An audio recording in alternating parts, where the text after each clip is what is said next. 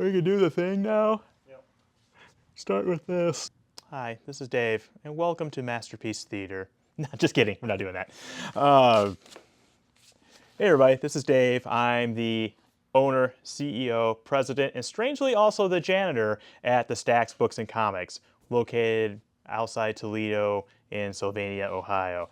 Today, we are going to do our presentation, book review on the masterpiece that is known as Dungeon Crawler Carl by Matt Dinniman.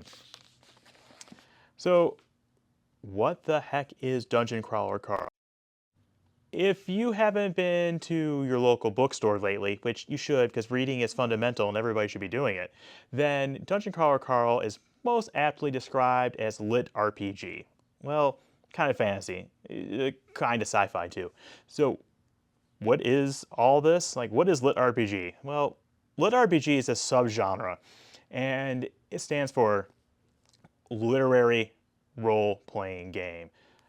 The best way to describe this is you take a D&D game, you take like Baldur's Gate, you take Pathfinder, and you put it into a literary format. There are some tropes there. Some things are pretty standard. You have a protagonist. You generally have his friends and allies that go together, much like you would assemble a party or band of adventures in an RPG. You'll go forward. You'll follow this protagonist. They are going to level up, as it were. They are going to learn and they're going to evolve, much as if you were playing a long-form Dungeons and Dragons, Pathfinder, some kind of campaign like that.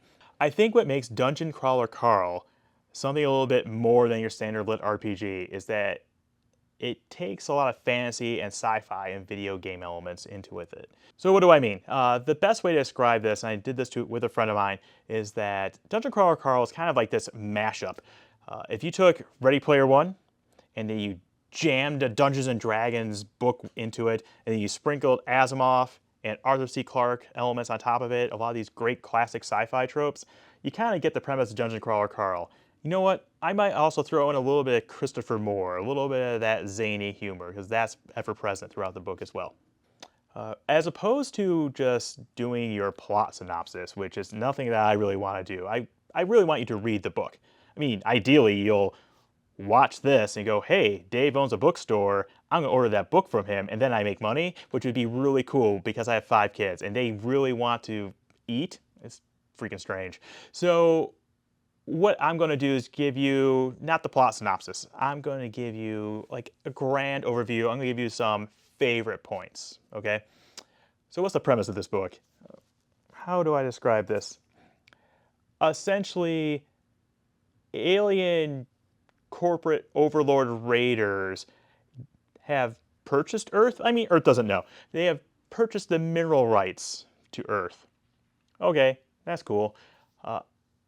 To more efficiently extract the minerals from Earth, you don't need all those silly buildings in the way.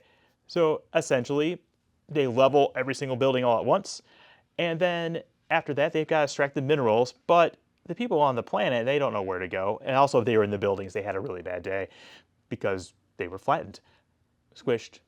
It'll come into play later. Don't you worry about it. So anybody left on the planet, they have an option. They can survive on the planet's surface that is a barren wasteland, or they can enter what's called the crawl. So what's the crawl? Well, the crawl is, again, an intergalactic high-stakes game that is televised, or their equivalent of television. I'm not sure. I bet there's some faster-than-light stuff happening here that they don't really explain very well, but that's fine because it's a book and it's totally cool. But this intergalactic high-stakes game is based on basically a video game premise, a Dungeons and Dragons premise. It has multiple levels. It gets harder the farther down you go in the levels, and you need to fight to survive, and that's generally the premise. And that's where we find Carl and his band of companions going forward. Instead of a plot synopsis, we're going to talk about favorite moments, things we like. By we, I'm kind of talking like the store, so many things I like. Young Tyler behind the camera, he just started the book. So the things he likes are, he likes that there's a cat. That's what he likes right now, which is great. That's a cat. Speaking of the cat, her name's Princess Donut. So let's just back up. So we have the protagonist. His name is Carl. Carl is an ex-U.S. Coast Guard veteran. You know, the forgotten service, but still very important. Love you guys, even though I was in the army and it's like a real service. It's totally fine. So Carl will be our protagonist. He's got a complicated thing going on where he's watching his future ex-girlfriend's cat in her apartment. Or maybe their apartment, better said that way. Uh, that cat is Princess Donut. Wonderful name for a cat. She's also an award prize-winning cat. So even for a cat, she's a bit aloof. Now, here's where things get really weird in the beginning, is that to get into the crawl, you had to be outside the building. They're in Washington in the winter at night. Carl goes outside to get the cat, and Princess Donut's in the tree. He angers his elderly neighbor. She sticks her head out the window to yell at him. Buildings collapse, and the only part of the neighbor that's left is her head, which obviously is a problem because you need the rest of your body. But that's how we get from the initial premise to the crawl. And this happens in about, what, 5 pages? Something like that. So you don't have to worry about her very much. She's just really the MacGuffin to get this thing moving forward. Let's talk about some things that we really like. Now, one of the things I really like about this book is a thing where every level that they are on, they mean the crawlers, like Carl and Princess Donut, is that the beginning of the chapters will have a time to level collapse. I like this because it tells you how long you have left to go in their level. It tells you how fast plot is moving, and it also tells you how fast it's going to move from chapter to chapter. So that's a really nice point right there. All right, another thing I really like is the kind of video game index feature in this book. If you grew up playing video games in your younger years, or even now, and say things like Final Fantasy, where you had a monster index and you're trying to figure out how to beat the monster, things like that, then you'll see some of this going forward in Dungeon Crawler Carl and the subsequent novels. You'll see something like the creature's name will be Bad Llama and what level they're on, and give a little brief synopsis of what they're all about. Might be helpful information for Carl and Donut because they're seeing this in real time. Probably isn't. It's amusing regardless of what's going on. Now this will also extend not just to the different creatures, but when they level up, as far as the characters go, different abilities they're going to get, different loot boxes, things they find, identification of traps and doors and things like that. It's a really nice feature in the book that I enjoy. It makes it definitely more unique than any other lit RPG that I've read in the past. Another thing I really like is the evolution of Princess Donut, or Donut the cat. Now, Donut, she's just a cat going in there, you know, does all the standard cat things. And within the first 60 or 70 pages, she's going to evolve. And for those of you that are familiar with Dungeons & Dragons stats, things like that, she's going to have a monstrously high charisma and intelligence score. So now, she doesn't change as far as how she looks, though. She still looks like your award-winning cat, just now she's hyper-intelligent and highly charismatic. But you gotta combine that with, she was literally born yesterday, so she does not have a really good frame of reference. So going through this book, and as the series progresses, I really enjoy watching Princess Donut, or just Donut, and how she progresses and how she evolves. Not just the initial part where she evolves and becomes much more aware of her surroundings, but as she goes forward and learns how to be more adult, as it were. One of the big things is that Princess Donut she'll adopt a pet. So she gets a gift box with a pet, and she's allowed to pick her pet. And against the wishes of Mordecai, their handler, and Carl, she decides to get something which I can only describe as a murder chicken at the point.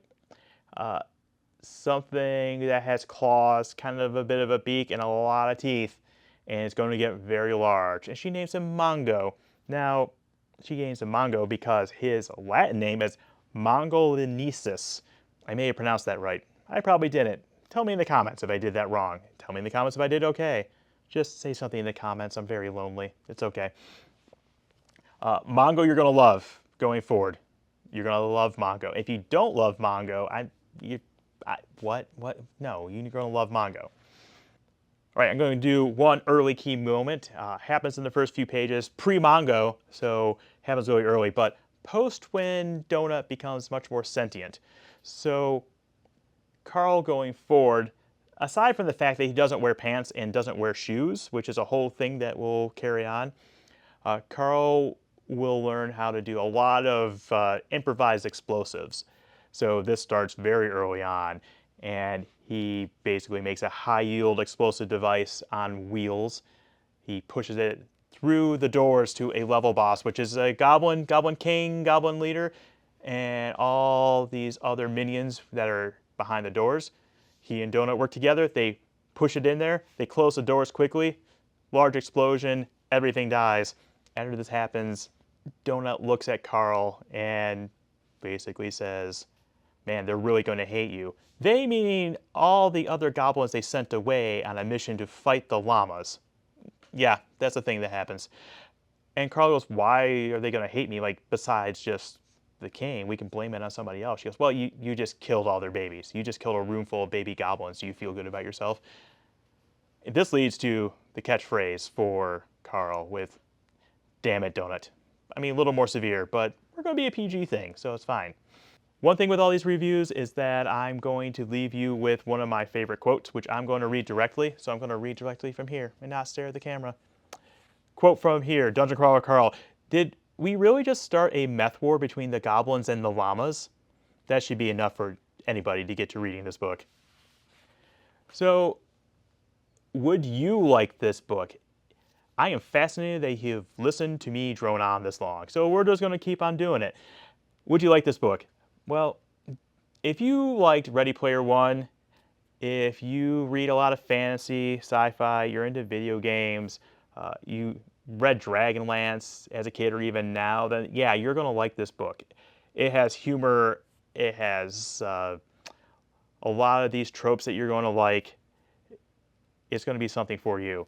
Now, if the last book you read was historical fiction, or if you like historical fiction, if you really like love triangles, you really like things that are a little bit spicy, if your jam is 15th century French love triangles in your literature, this is not for you. That's okay. You can still try it. That's totally fine, but it's probably not for you. In that case, we'll recommend something else. Okay, last but not least, you can check out my Goodreads. You can check out in our description. There's also going to be a link to the store, the eBay page, all the good things, right? Look at my Goodreads. If there's something that I have read, and I've read thousands of things since I started tracking it, if there's something that I have read that you are interested about, drop a comment, drop a note, let me know. If I've read it, I can review it for you. Okay, I'm done. That's a lot of talking, Tyler.